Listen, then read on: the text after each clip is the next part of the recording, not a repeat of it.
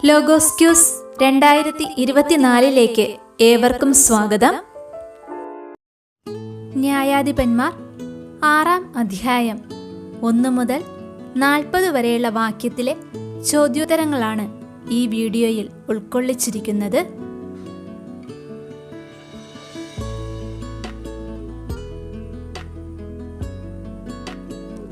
ഒന്നാമത്തെ ചോദ്യം, 6-ാം അധ്യായത്തിൽ ഇസ്രായേൽ ജനം കർത്താവിൻ്റെ മുൻപിൽ ചെയ്തതായി പറയുന്നതെന്ത്? ഉത്തരം തിന്മ. രണ്ടാമത്തെ ചോദ്യം, തിന്മ ചെയ്ത ഇസ്രായേൽ ജനത്തെ ദൈവം ആരുടെ കയ്യിലാണ് ഏൽപ്പിച്ചത്? ഉത്തരം മിദിയാൻകാരുടെ.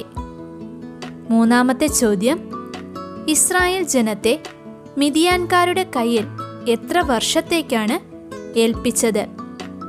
ഉത്തരം 7 വർഷത്തേക്ക്.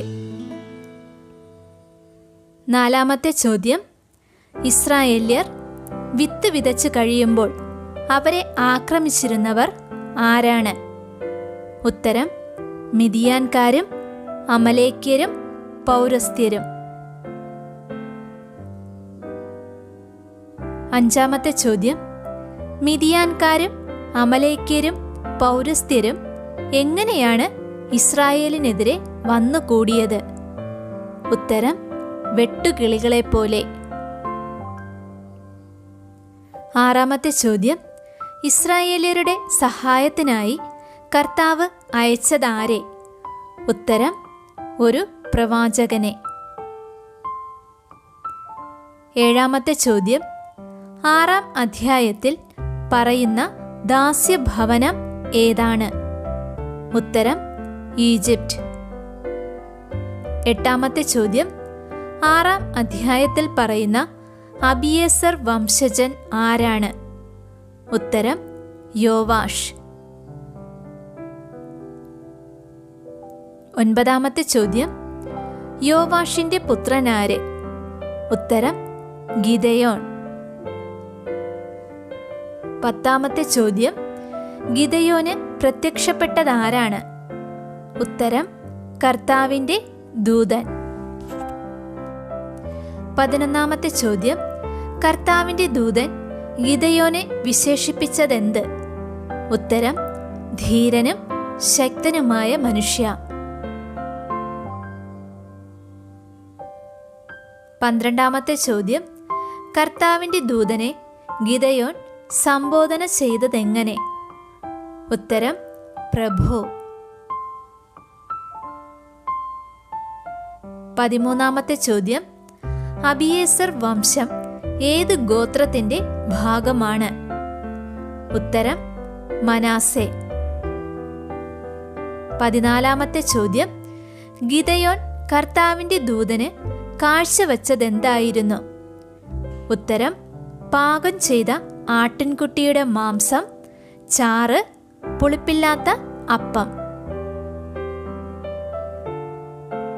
15ാമത്തെ ചോദ്യം, ഗിദെയോന്റെ കാഴ്ച എവിടെ വയ്ക്കാനാണ് ദൂതൻ ആവശ്യപ്പെട്ടത്?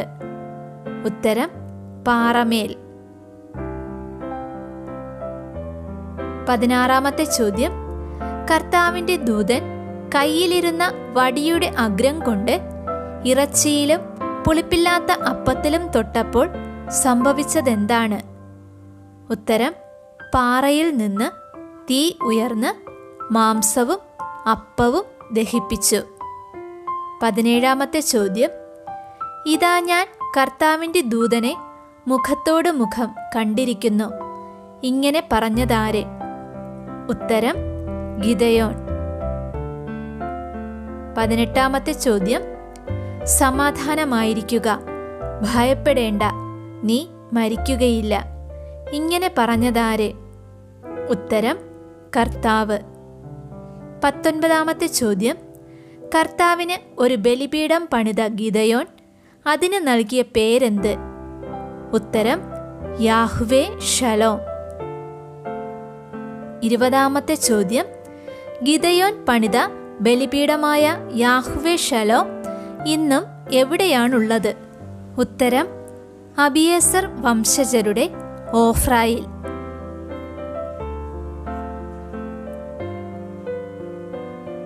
21 ചോദ്യം, ബാലിൻ്റെ ബലിപീഠം തകർന്നിരിക്കുന്നതും അക്ഷേര പ്രതിഷ്ഠ നശിപ്പിച്ചിരിക്കുന്നതും അതിരാവിലെ ഉണർന്നപ്പോൾ കണ്ടതാരെ?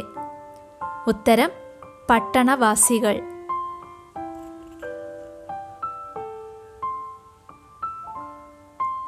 22 ചോദ്യം, പുതിയ ബലിപീഠം പണിത യോവാഷിന്റെ പുത്രൻ ഗിദെയോന് പട്ടണവാസികൾ വിധിച്ച ശിക്ഷ എന്ത്?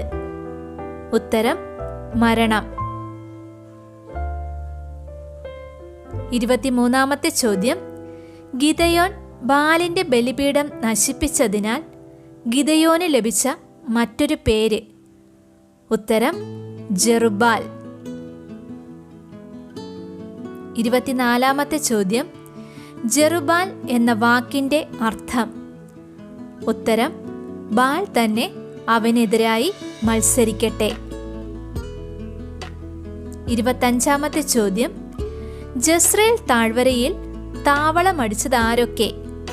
ഉത്തരം മിദിയാൻകാർ, അമലേക്യർ, പൗരസ്ത്യർ. 26 ചോദ്യം, ഗിദെയോനിൽ ആവസിച്ചതെന്താണ്? ഉത്തരം കർത്താവിൻ്റെ ആത്മാവ്. 27 ചോദ്യം, ഗിദെയോൻ കർത്താവിനോട് കളത്തിൽ വിരിക്കുമെന്ന് പറയുന്നതെന്താണ്? ഉത്തരം ആട്ടിൻ രോമം കൊണ്ടുള്ള ഒരു വസ്ത്രം.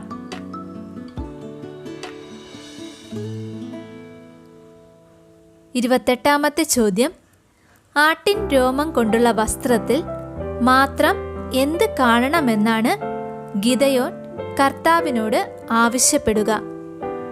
ഉത്തരം മഞ്ഞ്. 29 ചോദ്യം, എത്ര പ്രാവശ്യമാണ് ഗിദെയോൻ കർത്താവിനോട് അടയാളം ആവശ്യപ്പെട്ടത്? ഉത്തരം 2 തവണ. 30 ചോദ്യം, 6-ാം അധ്യായത്തിൽ കർത്താവിൻ്റെ കോപം തൻ്റെ നേരെ ജ്വലിക്കരുതേ എന്ന് പ്രാർത്ഥിക്കുന്നതാര്? ഉത്തരം ഗിദെയോൻ.